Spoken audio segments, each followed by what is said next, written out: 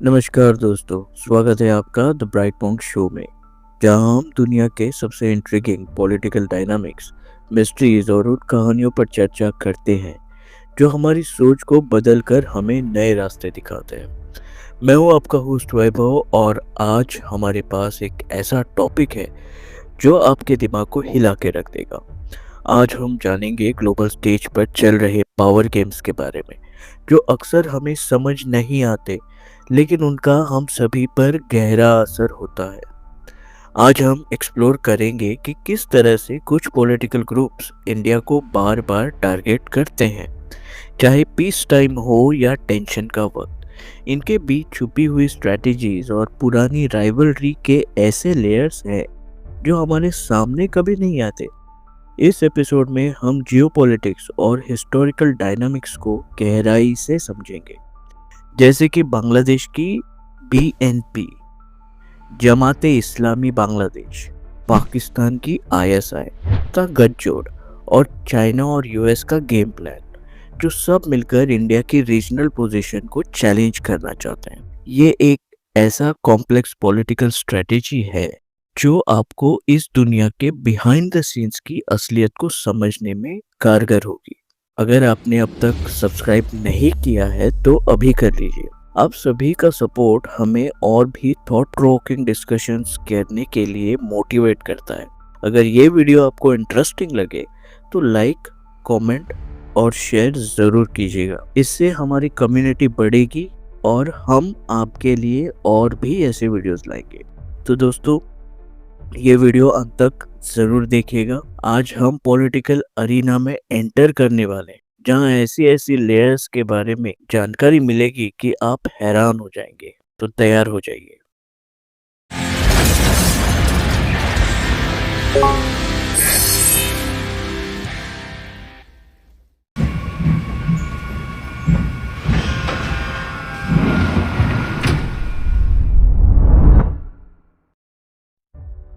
चलिए शुरू करते हैं बांग्लादेश की बांग्लादेश नेशनलिस्ट पार्टी यानी बीएनपी से। ये पॉलिटिकल पार्टी हमेशा से एंटी इंडिया रेटोरिक का इस्तेमाल करती है, स्पेशली जब उनका कंपटीशन अवामी लीग पार्टी से होता है। अब आप सोचेंगे कि ऐसा क्यों? क्योंकि अवामी लीग पार्टी जो इंडिया के साथ नज़दीकी बनाए रखती है, उसको प्रो इंडियन माना जाता है। उसकी कॉम्पिटिटर बीएनपी यानी बांग्लादेश नेशनलिस्ट पार्टी बिल्कुल अलग दिशा में चलती है और एंटी इंडिया सेंटिमेंट्स का इस्तेमाल करके सपोर्ट लेने की कोशिश करती है। और भाई साहब, आप क्या जाने, ये स्ट्रैटेजी एक्चुअली काम भी कर जाती है। नेशनलिज्म एक पावरफुल टूल है जिसका इस्तेमाल पॉलिटिकल गेन्स के लिए किया जाता है। अगर आप सोच रहे हैं ये सोच कहाँ से आती है और इंडिया से इतनी नफरत क्यों, तो इसका जवाब हमें 1971 वॉर में बांग्लादेश की इंडिपेंडेंस से जुड़ी हिस्ट्री और इंडिया की इन्वॉल्वमेंट से मिलती है। बीएनपी के लीडर्स जैसे जियाउर रहमान और खालिदा जिया हमेशा इंडिया के इन्फ्लुएंस से नाखुश रहे हैं और वो अपने नैरेटिव को बनाने के लिए इस हिस्ट्री को तोड़ मरोड़ कर यूज करते हैं। इंडिया को एक इंटरफियरिंग नेबर के रूप में दिखाने के लिए इससे बांग्लादेशियों को मैनिपुलेट किया जाता है ताकि वो इंडिया और इंडिया से जुड़ी चीजों को हेट करें। डेविड लुइस अपनी किताब Bangladesh politics, economy and civil society में लिखा है कि बीएनपी ने हमेशा एंटी इंडिया स्टैंस का यूज करके नेशनलिस्ट और इस्लामिस्ट फैक्शन को सपोर्ट किया है। ये उनकी कैंपेन को फ्यूल करता है।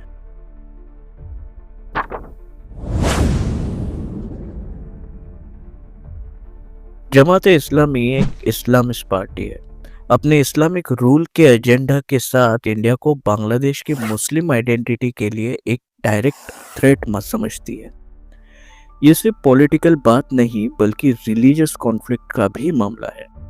इंडिया की हिंदू मेजॉरिटी और कश्मीर इशू के साथ जमात सीएए और एनआरसी जैसे पॉलिसीज को अपने रिलीजियस आइडेंटिटी के लिए खतरा समझती है और इंडिया को एंटी मुस्लिम दिखाने के लिए रिलीजियस रेटोरिक का इस्तेमाल करती है। जमात का नैरेटिव बांग्लादेश की इंडिपेंडेंस हिस्ट्री से भी जुड़ा है, जहां उनका 1971 के वॉर में कंट्रोवर्शियल रोल था। जमात इस्लामी इंडिया को एंटी मुस्लिम दिखाते हुए अपने पास्ट को साफ करना चाहती है। अली रियाज अपनी किताब पॉलिटिकल इस्लाम एंड गवर्नेंस इन बांग्लादेश में बताते हैं कि कैसे जमात इस्लामी रिलीजियस आइडियोलॉजी से इंडिया के ग्रोइंग इन्फ्लुएंस को अपने लिए बहुत बड़ा थ्रेट समझती है। अब हम बात करते हैं पाकिस्तान की आईएसआई के बारे में। तो पाकिस्तान की इंटेलिजेंस एजेंसी क्यों चाहती है कि बांग्लादेश और इंडिया के बीच टेंशन बनी रहे?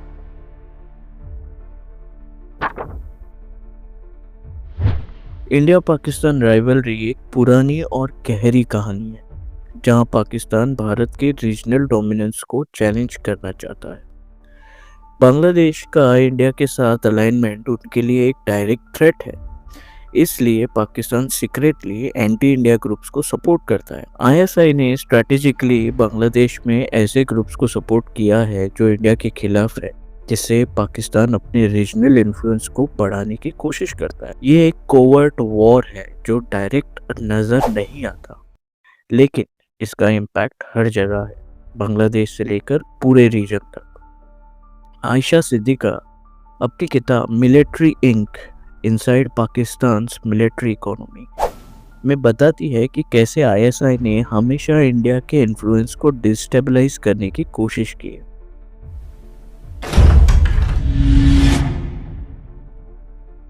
अब यहाँ पे ट्विस्ट आता है।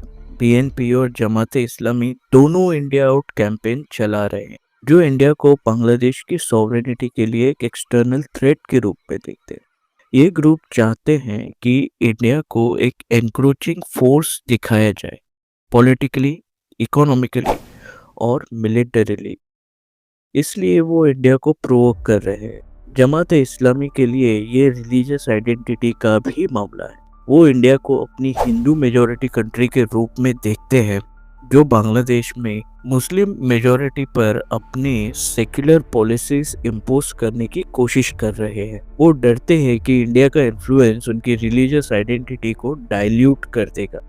रौनक जहां अपनी किताब 50 Years of Bangladesh economy, politics, society and culture में बताती है कि कैसे ये पॉलिटिकल पार्टीज नेशनलिज्म और रिलीजियस आइडेंटिटी को इस्तेमाल करके एक स्ट्रॉन्ग एंटी इंडिया नैरेटिव बनाती है।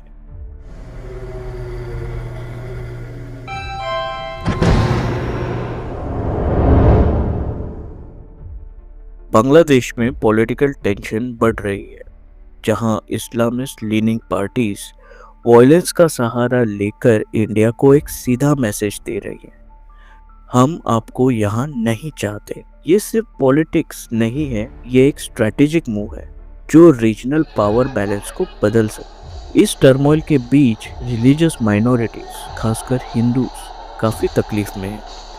जमात इस्लामी, जो पाकिस्तान से जुड़ी हुई आइडियोलॉजिकल और पॉलिटिकल पार्टी है, हिंदूज पर हमले कर रही है। वायलेंस, ज़मीन पर कब्जा और इंटिमिडेशन के थ्रू कई घिनौने काम को अंजाम दे रही है। जो पहले स्पोरेडिक वायलेंस थी, अब वो एक systematic wave of religious intolerance बन गई है, जो बांग्लादेश को जेनोसाइड की तरफ ले जा रही है। अगर आप इंटरेस्टेड हैं तो हमने इस चैनल पर एक वीडियो डिटेल में बनाई है, जिसका टाइटल है Bangladesh the Islamic extremism crisis you didn't here about. आपको ये वीडियो का लिंक डिस्क्रिप्शन बॉक्स में मिल जाएगा। बांग्लादेश का बढ़ता हुआ एंटी इंडिया सेंटीमेंट भी एक कैलकुलेटेड एफर्ट का हिस्सा है, जिसका मकसद इंडिया की ग्लोबल इमेज को नुकसान पहुंचाना और उसकी रीजनल इन्फ्लुएंस को कम करना है। जबकि इंडिया अपने इंटरनल चैलेंजेस और रीजनल स्टेबिलिटी से लड़ रहा है, ये geopolitical struggle global power structure को भी बदल सकती है। इंडिया का अगला कदम इस रीजन के फ्यूचर और अपनी ग्लोबल स्टैंडिंग को डिसाइड करेगा।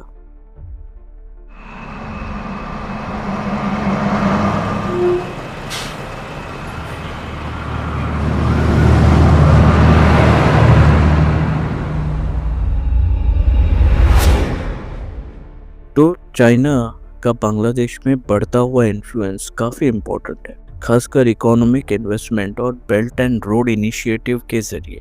चाइना का मेन टारगेट है कि वो बे ऑफ बंगाल के पोर्ट्स तक अपनी पहुंच बनाना चाहता है और इंडो पैसिफिक रीजन में अपनी स्ट्रैटेजिक ग्रिप स्ट्रॉन्ग करने के मंसूबे रखता है। एक तरह से ये रीजन में पावर का गेम चल रहा है।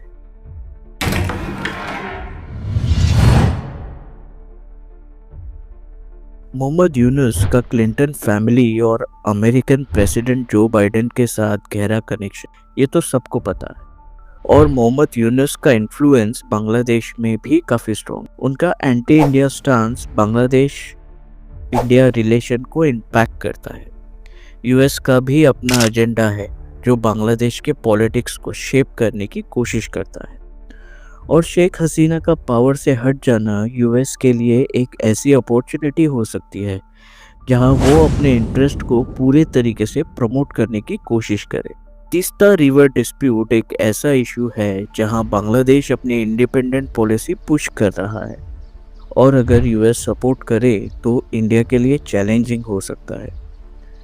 चाइना का बांग्लादेश में बढ़ता इन्फ्लुएंस यूएस को कुछ ज़्यादा ही नर्वस कर रहा है और बांग्लादेश को अपनी तरफ खींचने के लिए और चाइना को काउंटर करने के लिए यूएस बांग्लादेश को मिलिट्री और इकोनॉमिक सपोर्ट दे सकता है। वैसे बांग्लादेश जैसा छोटा देश इंडिया के खिलाफ इतना अग्रेसिव स्टैंस देखकर किसी एक्सटर्नल इंटरफेरेंस होने की आशंका को नकारा नहीं जा सकता। देखा जाए कि बांग्लादेश यूएस के साथ क्लोज होता है तो इससे रीजन पर क्या असर होगा। अमेरिका चाइना को काउंटर कर लेगा पर इसे इंडिया का इन्फ्लुएंस कम हो जाएगा। इसे रीजन में इंडिया का रोल अफेक्ट हो सकता है। ये एक बढ़िया चेस मूव हो सकती है जहाँ यूएस का इन्फ्लुएंस बांग्लादेश को अपनी तरफ खींचने में मदद करेगा और रीजनल पावर डायनामिक्स को बदल के रख देगा।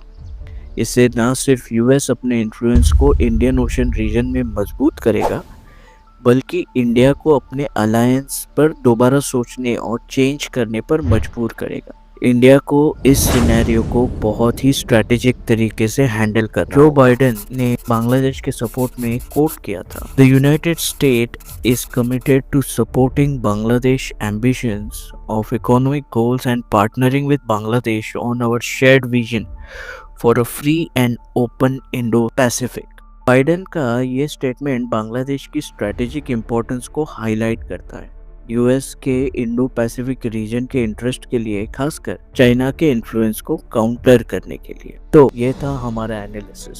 बीएनपी, जमाते इस्लामी, पाकिस्तान की आईएसआई अपने पॉलिटिकल, रिलीजियस और हिस्टोरिकल ग्रीवेंसेस के साथ, चाइना और यूएस अपने पॉलिटिकल पावर गेम्स के साथ इंडिया के खिलाफ किस तरह से काम कर रहे हैं। ये कोई सिंपल राइवलरी नहीं, चाहे वो अपने डोमेस्टिक सपोर्ट को मजबूत करना हो, अपने रिलीजियस आइडेंटिटी को प्रोटेक्ट करना हो या इंडिया के रीजनल डोमिनेंस को चैलेंज करना हो, ये सारे ही एक एंटी इंडिया नैरेटिव को फ्यूल करते हैं।